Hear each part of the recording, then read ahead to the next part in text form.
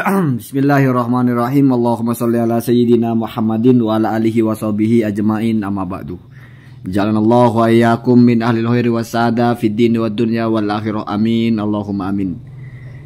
Ini pernah dinukil oleh Kiai Haji Madudin, tetapi yang bagian ini di skip ya. Jadi langsung diambil dari bagian bawah-bawahnya ketika berhujjah tentang harus ada kitab sezaman ya. Saya tidak mau membantah karena sudah selesai ya. Saya hanya ingin menjelaskan bagian apa yang di skip. Fokus di wan nasabatu al haqqu. Jadi seorang nasabah yang benar, ya tasyawwafu. Ya tasyawwafu itu yutoli ya. Memutolaah atau mengkaji secara benar-benar ila thubutil ansabi, kepada menetapkan nasab atau kepada ketetapan nasab. Walaisa tasyawwufuhu ila nafyiha yakunu, atau wala yakunu tasyawwufuhu ila nafyiha, begitu ya. Dan tidaklah fokus konsentrasi kajian ulama nasab yang benar itu adalah kepada menafikan nasab. Jadi ulama nasab itu berusaha bagaimana nasab itu diisbat, bukan dinafikan. Nah, kira-kira begitu ya. Ya kalian tidak percaya silakan, ini saya baca kitab kok. Falaisa huwa, maka tidaklah nasabah itu, huwa dia itu, aduan lil insaniyati, adalah musuhnya manusia. Ya, kenapa? Karena orang kalau menafikan nasab kan cari perkara namanya. Ada orang tiba-tiba nasab orang dianggap batal, itu kan cari perkara ya. Bal huwa, bahkan huwa nasabah yang hak itu ahadul ladina hafidhu lil insaniyati turosaha, orang yang atau salah satu dari orang-orang atau dari mereka yang menjaga dan melestarikan warisan dari manusia itu ya. Jadi sebetulnya nasabah itu memverifikasi nasab ya, bukan menggal-menggal nasab itu gitu ya. Ini kita bicara isi kitab siapa itu nasabah yang benar, an-nasabah al-haq. Apakah lalu setiap nasabah itu tidak pernah menafikan? Pernah ya. Tetapi ini setidaknya spiritnya adalah bagaimana memverifikasi sebuah nasab, bukan menafikan. Kalau memverifikasi itu kan spiritnya membuktikan kebenarannya, bukan spirit memotong. Ya ini multi interpretasi ya. Saya tidak bisa memastikan. Oh kalau ada ulama menafikan nasab berarti batal, enggak juga. Ada di dalam kitab Al-Ifadah itu nasabah yang dinafikan, yang menafikan nasab seseorang ya, yaitu Sadah Tobariyah dinafikan oleh banyak ulama di situ karena dianggap bermasalah. Tetapi ini secara general ya. Nasabah yang benar itu fokusnya adalah memverifikasi nasab. Jadi kalau kata Gus Domil itu semangatnya semangat menemukan buktinya, bukan semangat menafikan, begitu ya. Kemudian ada ciri-ciri nasabah gadungan atau nasabah palsu atau al-waddo ya, nasabah yang palsu, nasabah abal-abal lah ya. Nasabatun waddoun ya, nasabah yang kerjanya memang mau bikin kacau. Entah dia memalsukan nasabnya sendiri atau kadang-kadang juga dia itu mengacau nasab orang ya. Saya bacakan ciri-cirinya. Sekarang coba perhatikan, ini ada subjudul alamatun takunu fin nasabah, ciri-ciri yang ada kepada nasabahnya ya. Ini kan bicara tentang nasab-nasab palsu. Kalau dikaitkan dengan nasabahnya berarti nasabahnya yang palsu ya. Nasabnya palsu, keterangan nasab yang palsu mengada-ngada, nasabahnya juga nasabah abal-abal ya. Bukan al-haq ya. Lalu apa ciri-cirinya atau tanda-tandanya? Di sini ada 4. Yang pertama ayyushtahara dan nasabatu bainan nasi bil wad'i.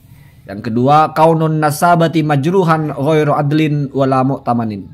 Kemudian yang ketiga, hadasatul asnan fi aglabil wadda'in al mu'asirina. Nah, satu, nasabahnya itu memang dikenal sebagai nasabah yang palsu ya. Artinya orang sudah tahu bahwa nasabah ini bukan nasabah gitu ya. Jadi kalau bukan nasabah lalu sok menjadi nasabah itu kan berarti nasabah abal-abal. Dokter palsu, bukan dokter aslinya kan begitu. Ya walaupun mungkin bisa nyuntik atau apalah ya. Yang kedua, memang sudah terlihat ya majruh ya. Majruh itu maksudnya tidak adalah ya, tercela ya, entah dalam kapasitasnya, entah dalam kejujurannya ya. Ghairul mu'taman di sini berarti tidak bisa terpercaya. Yang ketiga mungkin juga masih orang baru ya, hadatsatul asnan ya, masih muda ya, belum sepuh. Nah, kira-kira begitu ya. Kemudian ini yang keempat yang menarik, karena ini berkaitan dengan kitab nasab yang dirilis oleh nasabah yang tidak original itu, atau nasabah abal-abal itu ya. Manhajul waddo. Manhaj itu adalah metodologi atau cara ya. Cara-cara atau trik-trik para orang-orang yang palsu gitu ya. Al-waddo ini kembali kepada nasabahnya, karena tadi kan ciri yang ada kepada nasabahnya. Al-waddo berarti nasabah yang palsunya itu. Apa itu? Kal uslubi at-tamwihi, seperti menyusun narasi-narasi yang kamuflase, narasi-narasi yang samar ya. Jadi narasi tamwih itu kalau dalam perang itu ada tamwih ya, kamu nyamar jadi kayak pohon gitu. Jadi narasinya itu samar ya, nggak jelas kemana arahnya. Ya tipu daya lah ya. Kemudian wal aradu at-tatwihi, dan juga dia menyampaikan sesuatu yang sesat ya. Jadi entah narasinya samar, tidak bisa difahami apa maksud yang sebenarnya, entah juga narasinya sesat ya. Kemudian wahikayatil ahdas al-gharibah ala annaha musallamatun bal badihiyat atau aksiomatik ya. Kemudian menyampaikan hal-hal yang sebetulnya itu aneh, tetapi ingin dikesankan seolah-olah itu adalah sesuatu yang diterima bersama-sama. Ya di sini kan al-ahdas ya, hal-hal baru yang aneh, buat-buat teori mungkin termasuk ya, buat-buat teori al-ahdas al-gharibah, hal-hal yang tidak dikenal gitu. Tetapi dia ingin tetapkan itu annaha musallamat, seolah-olah itu disepakati. Bahkan badihiyat, aksiomatik, bahkan seolah-olah ini sudah bisa difahami. Ya mungkin termasuk ya harus ada kitab sezaman, itu kan logika. Mungkin ya, mungkin. Saya tidak mau memaksakan ya, mungkin Anda tidak setuju ya.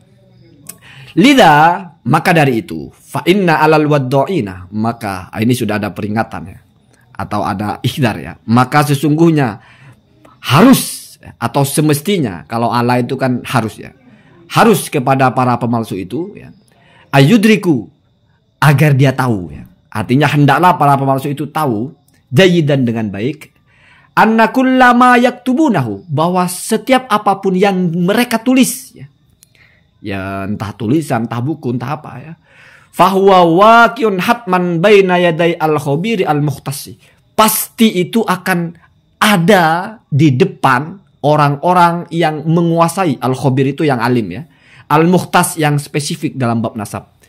Jadi ingat, wahai para orang-orang yang suka bikin-bikin hal-hal palsu dalam masalah nasab itu, bahwa apapun yang kalian tulis nanti akan ada itu di depan orang-orang yang spesifik.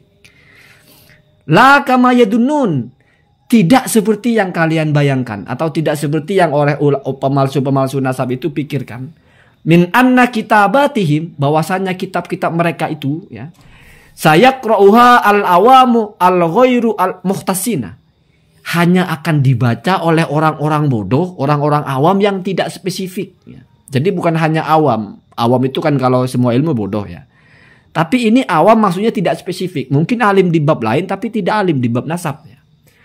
Wabitali, dan kemudian saya selamuna, kalian akan selamat. Ini halusinasinya ya, atau pikiran mereka itu ya. Kalian akan selamat minan nakdi, dari kritik atau dari koreksi. Wa yasiru kidbuhum, maka lalu berjalanlah ya, atau melajulah kedustaan mereka bainal jumhur, di antara masyarakat luas. Fayatakhatto ar-riqaba bila rokibin ya. Jadi takhatto ar-riqab itu kalau dalam hadis itu artinya melangkahi pundak orang ya. Jadi ada dua orang duduk rapat, terus kamu mau maju atau mau mundur, kamu langkahi tengah-tengahnya itu ya. Melampaui batas lah ya. Artinya menabrak batasan lah, begitu gampangnya ya. Bila rokibin, tanpa adanya pengawalan. Jadi akan nerobos-nerobos itu ya. Menerobos-nerobos kebenaran, begitu ya. Efek dari satu ilmu yang sesat. Kenapa? Karena belum diuji, belum dihadapkan kepada para ahli, tapi sudah menyebar di masyarakat. Maka kebohongan itu akan menyebar dan akan menabrak-nabrak. Kenapa? Karena itu seperti hal yang melaju tanpa ada yang mengawal ya. Kemudian kalla, janganlah sekali-kali berpikir begitu atau bersikap begitu ya. Fannasabatu athiqatu, karena sesungguhnya seorang nasabah yang terpercaya, al-mu'tabaru, yang sudah menjadi rujukan, yang otoritatif ya, yang otoritas ya.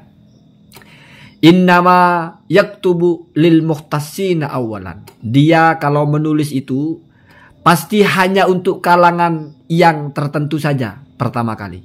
Al-muhtasin di sini bukan kelompok tertentu, bukan, tapi al-khabir al-muhtasi. Orang yang memang spesifik di bidangnya ya, para ahli atau para pakar ya. Mesti kalau pertama kali menulis, atau mesti kalau menulis itu pertama kali diajukan kepada para pakar ya. Begitu ya. Summa lil jumhuri al ghairi muhtasin. Kemudian setelah itu baru dilempar luas kepada masyarakat yang mana mereka itu bukan spesifik ya, tidak punya kepakaran ya. Thaniyan, untuk kedua kalinya ya. Artinya langkah keduanya ya. Ya, saya juga tidak mau mengatakan Kiai Haji Imaduddin sama dengan ini. Kalianlah yang mempertimbangkan ya. Pasti pro kontra kan. Ada yang sepakat, ada yang tidak ya. Allahumma hadina ada sabil. Saya cuma bacakan saja sebagai wawasan. Ya mungkin saya salah-salah bacanya ya. Ya silakan dikritik.